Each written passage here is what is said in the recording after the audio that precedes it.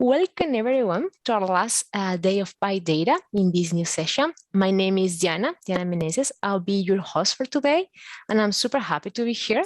Now I'm introducing our speaker, Sara. Sara is going to speak about the computer vision in XAI, explaining a single prediction with visualization and examples. So the connection is yours. Thank you. The topic of this talk is computer vision and explainable AI. And in this talk, I will be focusing on explaining single predictions with visualizations and examples. The outline of this talk is that first I will give introduction to explainable AI. And then I will focus on visual explanations, first by explaining model agnostic Lyman shop. And after that, I will focus on model specific gradient-based methods. Then I carry on to explanations with similar examples. And then at the end, I will conclude the results of this talk.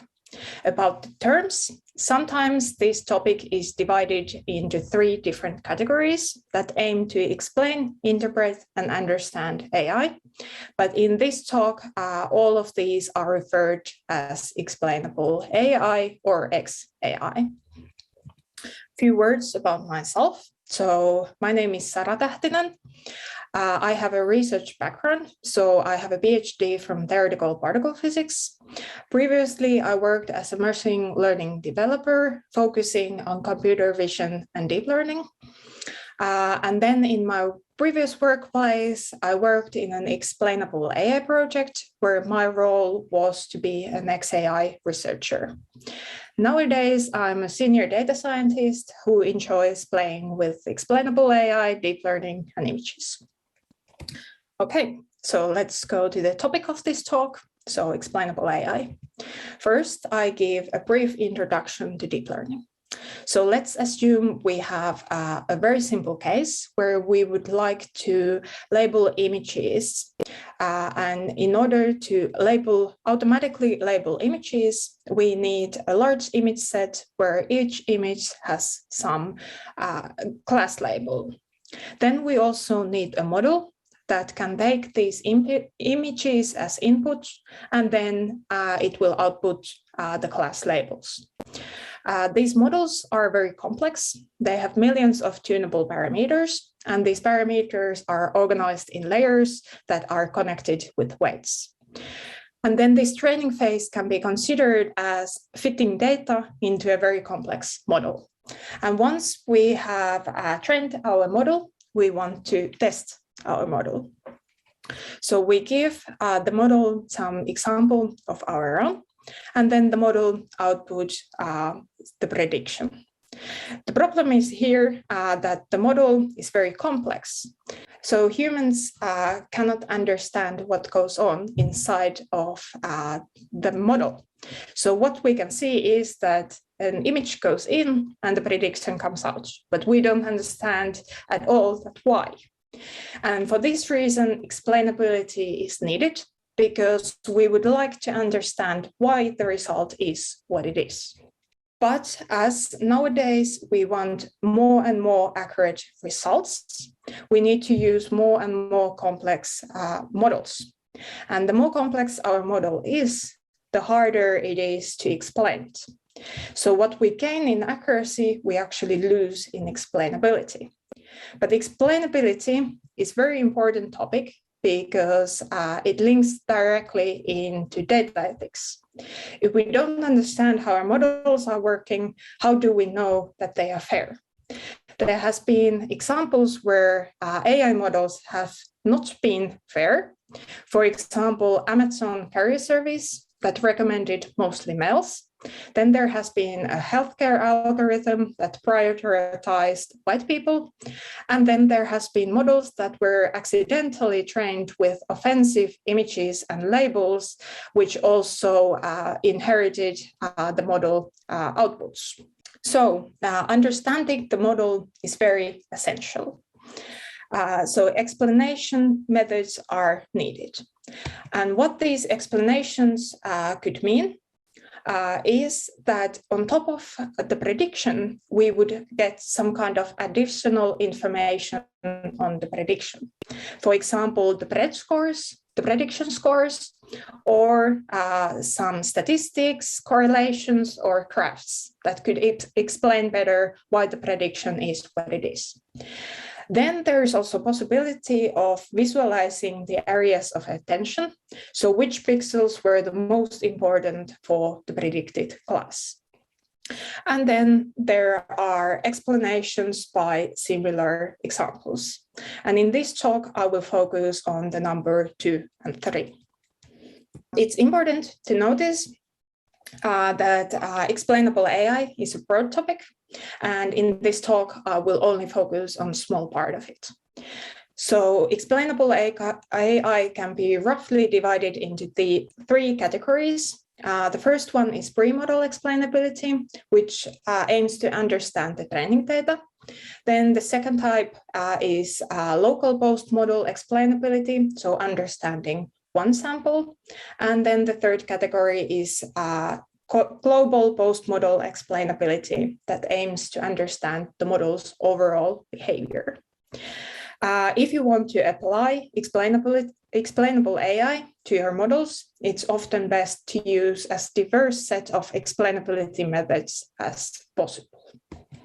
The idea behind Lyman Shop is that the starting point is that we would like to understand why the model predicted the class A.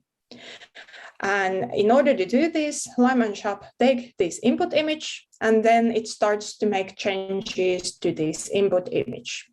So it always makes a small modification, then it gives this modified image to the model and see how the predictions change. Then they repeat this process over and over again until they have enough data to draw conclusions. And Lyman Shop works a bit differently how they draw the conclusions. So Lyme is a lighter approximation to explain the results, whereas Shop is a heavier computation, but it has strong mathematical foundation in game theory. But these both models aim to highlight those pixels that were the most important for the predicted class A. The strengths of Lyme and Shop is that they are independent of the model. We don't need to know anything about the model. We just need to be able to always make new predictions using the model.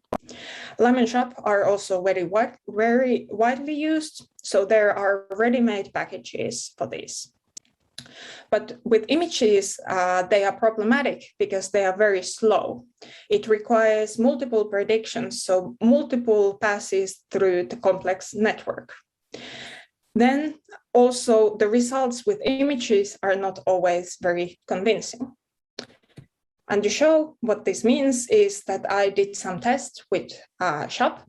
So I give Shop one image of my own, and then I wanted to compute the explanations for the top 5 categories the model predicted. I calculated from 2,000 evaluations to 10,000 evaluations, which took from 5 minutes to 24 minutes to compute. And what I noticed was that this method is very time consuming, and actually the explanations are not looking very promising. So for example, looking at this 10,000 evaluation, this explanation doesn't really help me to understand any better what goes on in the model. So Lyme and Shop are generally not recommended to use with images, as the results are not the best possible. They work with different types of problems very well, but images are challenging. But if you want to have these visual explanations, and Lyme and Shop are not the best possible, what should you use? So let's next focus on gradient-based methods that are model-specific. The idea behind gradient-based methods is that first, we do one forward pass through the network to get the prediction. This is the step we always do when we want to have a prediction. Then from the output layer, we select one class and we reverse engineer the calculations from the output layer back to the input layer to see which pixels contributed the most to the given desired prediction. It's important to notice, it's important to notice that there are many different versions of how to do this reverse engineering. So gradient-based methods is not just one method, but it's a group of methods. But what is common to all of them is that they are very fast with images and deep learning, as we only need one forward and one backward pass through the network. The problem with these methods are that they are model specific. So we need to understand exactly what the model architecture is in order to reverse engineer the calculations. To show some examples what these explanations could look like. Here is an example of one of the first papers around this topic. And in this image, there's a church, tractor, and manta ray, and their explanations. And what we can see that these explanations clearly seem to be promising as they highlight the correct pixels. But these gradient-based methods are a bit problematic because they are not very class-specific. So if we have an image where there is a dog and a cat, and we would like to understand why the model predicted the cat image and why it predicted that there's a dog in the image, the explanations look very similar. For this reason,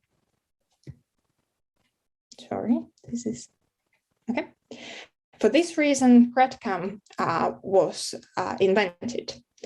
So the idea behind GradCam is that it aims to improve the class discrimination because it only takes a certain type of gradients into account. And now if you ask that why did the model predicted the class cat and why did it predict the class dog, we can clearly see that these explanations highlight the cat pixels and the dog pixels. So the explanations seem to be working very well. But these not being class-specific is not the only problem that these gradient-based methods are facing. There was one research group that focused on looking into these explanation techniques. And in their paper, they first made a hypothesis that if the model learned the concept of the bird, explanations should highlight the pixels of the bird too. And the outcome was that, yes, that's correct, and they do that, but it looks a lot, these explanations look a lot like an edge detector and not really a model explanation. Edge detector is a mathematical trick that simply compares neighboring pixels to detect edges in the image, and it doesn't need any model or training data. Based on this result, they decided to do another hypothesis that if trend weights are replaced with random numbers, explanations should not highlight the bird. And what they noticed was that when they started replacing the trained weights with random numbers, they noticed that the results didn't change much. So even though the model was completely random, the explanation still highlighted the bird in the image. So after making multiple tests with these explainability techniques, they noticed that actually some of these widely deployed saliency methods are independent of both the data the model was trained on and the model parameters. But what they noticed in this paper was that actually this method called GradCam performs really well, and it seems to be loyal to the model. For these reasons, I decided to play around with GradCam myself. And what I noticed was that the explanations of the correct class looks very good. So here is the explanations of the class tabby cats, and it clearly highlights the face of the cats. But what I noticed was that the incorrect classes highlight the same pixels too. So if the correct and incorrect classes highlight the same pixels, does this actually help me to understand any better what my model is doing? And this leads into a question that, are these pixel-based explanations actually any good? When I'm using these pixel-based explanations, it's very hard to often see that is the models bad because my model is working badly, or am I using the wrong explanation technique, or are these both a problem? But it's good to notice that this is still kind of young research topic. So there is a lot of ongoing research to improve these methods. So perhaps in the future, these explanations are more helpful. Okay, let's then proceed into explanations with similar examples. Here, I will use again the same image I used previously. I give this image to a model, and the model outputs the predictions. But when you look into the predictions and, for example, search some stereotypical images of these classes, it's clear to be a bit confused, because it's very hard to understand that why did the model predict that this image of a cat belongs into these classes. So the question is that how could we understand better the predicted labels? So why did the model think that this image of a cat belonged into these categories that doesn't seem to do anything with the cats? And what I did, or what you can do, is to go through your training data to discover hints.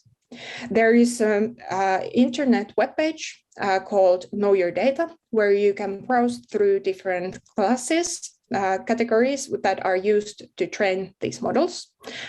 And for this, I selected these three cases and went through the training data.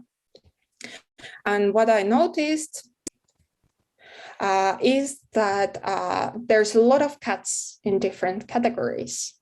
So it's no wonder that the image thinks that that the model thinks that the image belongs into these classes, because these cats are everywhere in these classes. But going through the training data yourself by hand is very time-consuming and laborious. So you would like, so the question is that could you do this automatically and find the closest images? And the answer is actually yes.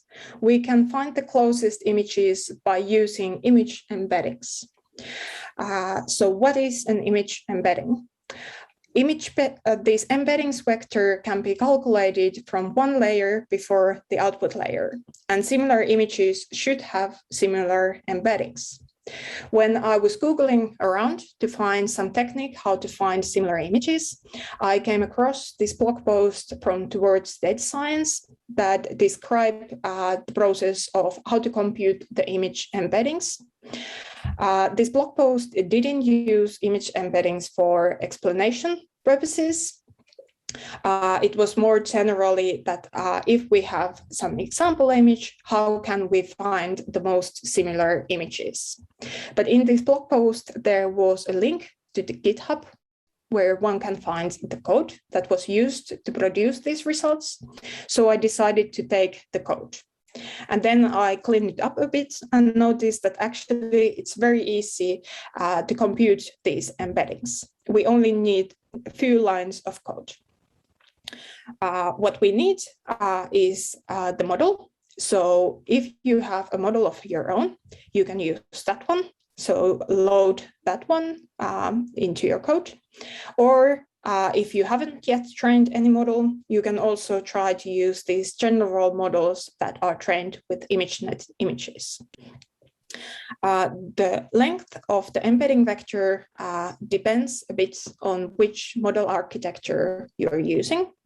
So to compute the similar images in this talk, I used the same network that the original blog post was using, so efficient-net v0.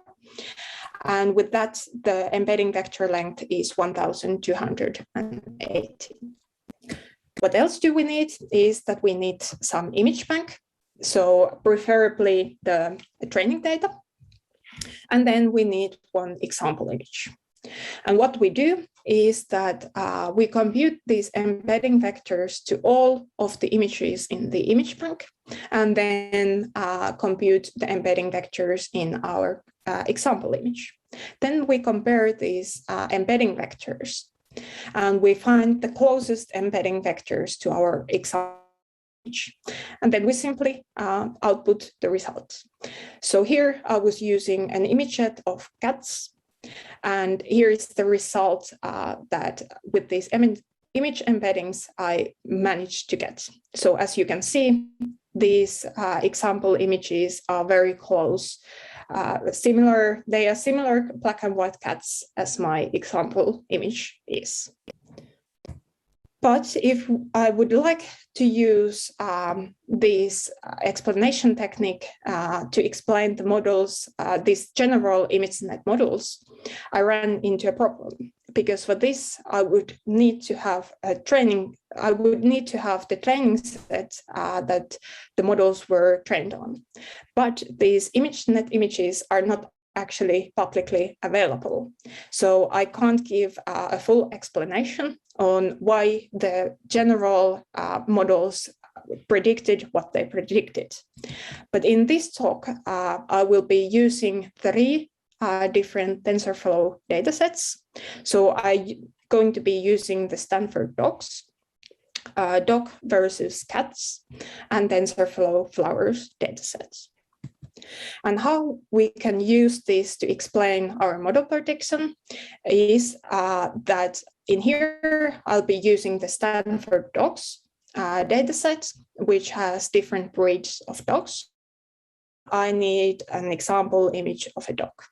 I will be using my sister's dog as an example. I give this image to a model, and the model predicts that it's a French bulldog with very high prediction score. Then I use these similar examples to find explanations that perhaps why the model predicted the French bulldog. And as you can see, the French bulldog category has very similar images than what our example image has. But we can use also this as kind of as a what if tool. So what if it's not a French bulldog? What kind of results we would get? And here we can clearly see that Boston Bull is very close to our example image. So it's very similar shape, but the color of Boston Bull is different. So based on this example image, I think we can be quite sure that the actual prediction was correct, and this image belongs in the French bulldog category. So these image embeddings are very nice to use to explain the model predictions, but it's a very neat technique to use elsewhere as well. With these image embeddings, we can actually detect data leakages. So when we are training a model, we typically split the data into training and test sets. Then we use this training set to train our model. And after the model is trained, we want to evaluate the model performance using these test sets. Some very promising looking results. So the test set accuracies are very high. But when we try this model with real life examples, we notice that the models are not actually very good. And one possible thing that might cause this is that when we were testing the model, data leakage happened. And data leakage is when the test set data is used during the training process. And this will lead into overly optimistic estimate of the model performance, because the unseen data we use to test the model is actually images that the model has already seen. Data leakage is often very difficult to find, but we can actually use this embeddings technique to check if the train set has very similar images than the test sets. So, Sara? Yeah. Sorry, we have just more 2 minutes to finish. Yeah, okay, I'm almost done. Yeah. Yeah, so this TensorFlow data sets, I split it randomly in the test and training sets. And I noticed that with this data set, it's very likely that data leakage will happen because there are many duplicates of the same image that has. Okay, so as a conclusion, I first went through the SHAP, which can be summarized as being model agnostic, and it's based on game theory, but it's not very good with images. And then I went through the gradient-based models, which is fast, but it's not very class-specific or loyal to the model. And then there was CRADCAM, which is fast, it improves class discrimination, and it's loyal to the model, but it's not very definitions by examples. And as a bonus, it can be also defined the data leakages in the training data. Okay, thank you. And thanks to my home colleagues as well. Please, if there is anything you would like to ask, there is perhaps 1 minute. Sorry, thank you. Thank you very much. Thank you very much. And we have 1 minute. Maybe we can ask this question, answer this question. William is asking, do you think that Google Image used embeddings to show related images after a query has been done in the results? Yes, that's very likely that what can happen.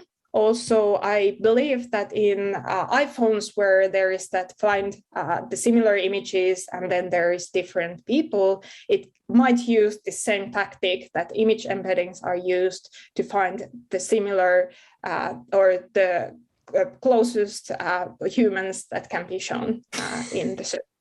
Yeah. Okay, thank you very much, Sara.